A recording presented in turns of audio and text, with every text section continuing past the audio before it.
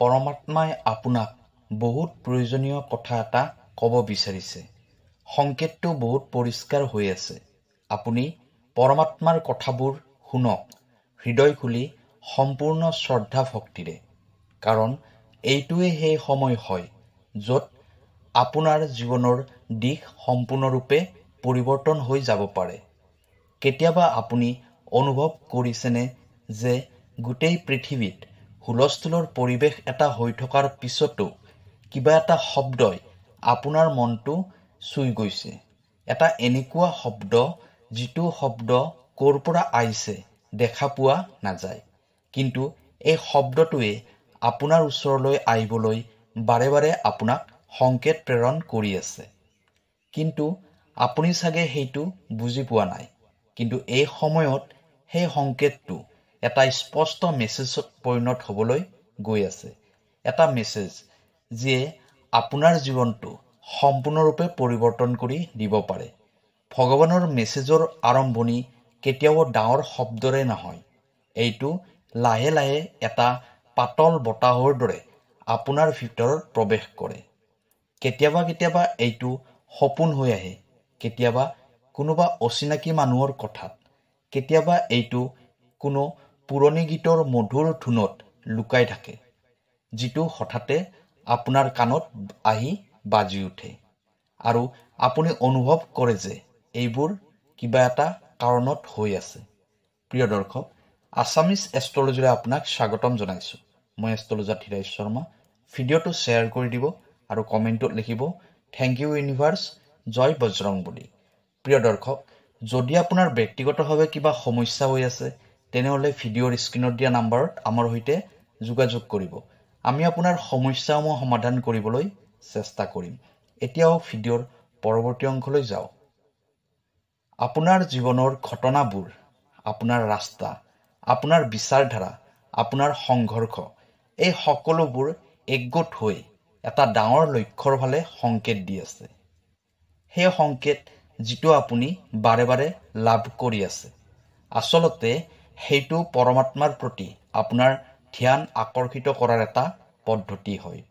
আচলতে পৰমাত্মাই আপোনাক কৈ আছে যে তেওঁ সদায় আপোনাৰ লগত আছে। আপোনাৰ দুখ কষ্ট, আপোনাৰ চিন্তা আৰু আপোনাৰ আশাবোৰক বুজি পাই আছে। ভগৱানে ক'ব বিচাৰিছে যে আপুনি অকলশৰীয়া নহয়। আপোনাৰ সকলোবোৰ প্ৰশ্নৰ উত্তৰ আপোনাৰ সন্মুখত আছে। কেৱল আপুনি সেইটো পাবলৈ ৰ'ব লাগিব আৰু বুজিব লাগিব। জীৱনৰ সকলোবোৰ সংঘৰ্ষ আৰু সকলোবোৰ কঠিন পৰিস্থিতিয়ে আপোনাক এটা অভিজ্ঞতা দি গৈছে। এইটো আপোনাৰ বাবে এটা শিক্ষা নহয়, বৰং আপোনাৰ বাবে এটা মেছেজ হয়, এটা দিশ হয়। সেই সংকেতবোৰক অৱহেলা নকৰিব, কাৰণ এইটো আপোনাৰ আত্মাৰ সৈতে জড়িত গভীৰ কথাবোৰ খোলাৰ এটা ৰাস্তা হয়।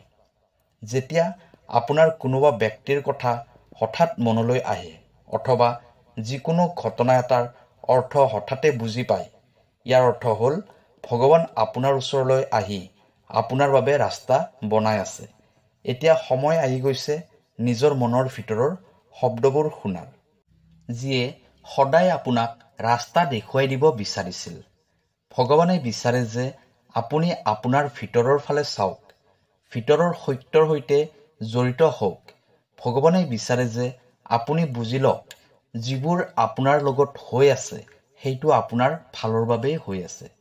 জীৱনৰ সকলোবোৰ ঘাত প্ৰতিঘাত, সকলোবোৰ সুখ আনন্দ আপোনাৰ আত্মাক মজবুত কৰাৰ বাবে হয় আৰু আপোনাৰ আশাবোৰক পূৰ্ণ কৰাৰ বাবে হয়।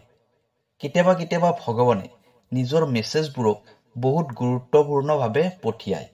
ভগৱানে আপোনাৰ জীৱনত কিছুমান মানুহ, কিছুমান পৰিস্থিতি, কিছুমান অনুভৱৰ ৰূপত আহে, যিয়ে আপোনাক ভিতৰলৈ কঁপাই দিয়ে।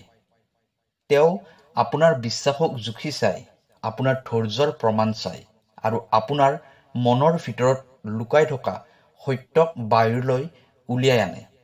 সেয়েহে যদি আপুনি কিবা বিপদৰ সন্মুখীন হৈ আছে তেনেহ'লে এইটো পৰমাত্মাৰ এটা সংকেত বুলি ভাবি লওক যে আপুনি সঠিক ৰাস্তাৰে গৈ আছে।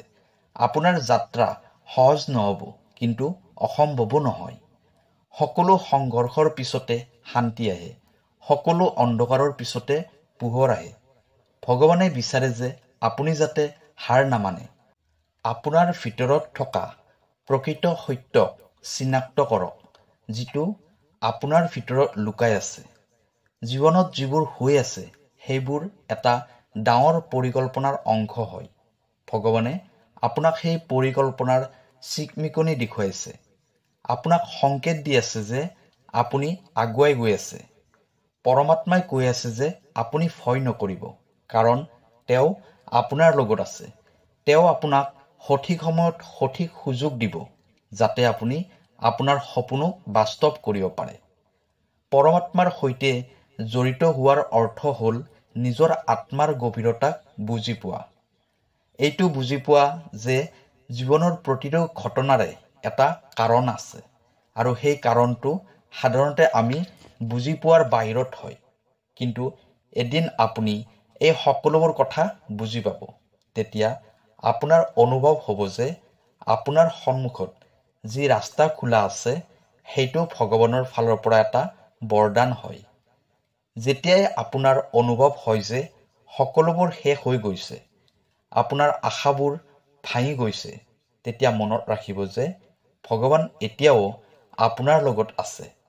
তেওঁ আপোনাক সহায় কৰি আছে, আপোনাক জাগ্ৰত কৰাৰ বাবে অপেক্ষা কৰি আছে। আপুনি কেৱল পৰমাত্মাৰ কথা শুনিব লাগে, তেওঁৰ পৰা অহা সংকেতবোৰ বুজি পাব লাগে, আৰু পৰমাত্মাৰ সৈতে খোজত খোজ মিলাই যাব লাগে। আপোনাৰ জীৱনত যিবোৰ পৰিৱৰ্তন হৈ আছে সেই সকলোবোৰ আপোনাৰ ভালৰ বাবেই হৈ আছে। ভগৱানে বিচাৰে যে আপুনি ভয় কৰিব এৰি দিয়ক, সম্পূৰ্ণ সাহসেৰে আগুৱাই গৈ থাকক। আপোনাক সেই সপোনবোৰ পূৰ্ণ কৰাৰ বাবে সুযোগ দি আছে, যিবোৰ সপোন আপুনি সদায় দেখি আহিছে। সেইবাবেই নিজৰ হৃদয়খন খুলি দিয়ক, নিজৰ আত্মাৰ কথাবোৰ শুনক, পৰমাত্মাই পঠোৱা সংকেতবোৰ অনুভৱ কৰক। তেওঁ আপোনাৰ সৈতে কথা পাতি আছে, আপোনাক সঠিক ৰাস্তা দেখুৱাই আছে, আৰু আপোনাৰ প্ৰয়োজনবোৰ পূৰণ কৰি আছে। কেৱল পৰমাত্মাৰ কথা শুনক, কাৰণ এইটোৱে সংকেত হয় যে আপোনাৰ সময় আহি গৈছে। আপুনি অকলশৰীয়া নহয়, আৰু ভৱিষ্যতেও আপুনি অকলশৰীয়া নহয়। পৰমাত্মাৰ সংকেত আপোনাৰ লগত আছে। তেওঁ আপোনাক কেতিয়াও এৰি নিদিয়ে। কেৱল আপুনি সাজু হৈ যাওক এই পৰিৱৰ্তনৰ বাবে, যিটো আপোনাৰ জীৱনত আহিব। এতিয়া সময় হৈছে সেই শব্দটো শুনাৰ, যিটো আপোনাৰ ভিতৰত হৈ আছে, সেই প্ৰেম অনুভৱ কৰাৰ, যিটো ভগৱানে আপোনাৰ বাবে পঠাই দিছে, আৰু সেই বিশ্বাসক জগাই তুলিব লাগিব, যিয়ে আপোনাৰ আত্মাক এটা নতুন শক্তি দিব। সংকেতটো বহুত পৰিষ্কাৰ হৈ আছে। ভগৱানে আপোনাক বহুত প্ৰয়োজনীয় কথা এটা ক'ব বিচাৰিছে। কেৱল আপুনি তেওঁৰ কথা শুনক, মন খুলি, সম্পূৰ্ণ ভক্তি আৰু ভৰসাৰে, কাৰণ এই সময়টোৱে হ'ল আপোনাৰ জীৱন পৰিৱৰ্তন হোৱাৰ এটা সঠিক ক্ষণ। এতিয়া সময় হৈছে জাগ্ৰত হোৱাৰ, শুনাৰ, আৰু আপোনাৰ জীৱনটো সেই পোহৰেৰে ভৰাই তোলাৰ, যিটো পৰমাত্মাই আপোনাৰ বাবে লৈ আহিছে। সেই পোহৰে আপোনাৰ ভিতৰত থকা গভীৰতাক জগাই তুলিব, আৰু আপোনাক সেই শক্তি দিব, যিটো আপুনি কেতিয়াও ভবাই নাছিল। পৰমাত্মাই এই মেছেজটো কেৱল আপোনাৰ বাবে পঠাইছে। এইটো কেৱল এটা ভিডিঅ' বুলি নাভাবিব, এইটো আপোনাৰ আত্মাৰ চিঞৰ বুলি ভাবক, কাৰণ এই মেছেজটোত আপোনাৰ ভৱিষ্যতৰ ৰাস্তা লুকাই আছে, আপোনাৰ সুখৰ চাবিকাঠি, আৰু আপোনাৰ জীৱনৰ নতুন আৰম্ভণি। এতিয়া কেৱল এখোজ আগবঢ়াই দিয়ক, তেওঁৰ সংকেতবোৰক নিজৰ কৰি লওক, তাৰপিছত চাই লওক আপোনাৰ জীৱন কেনেদৰে চমৎকাৰেৰে ভৰি পৰিব।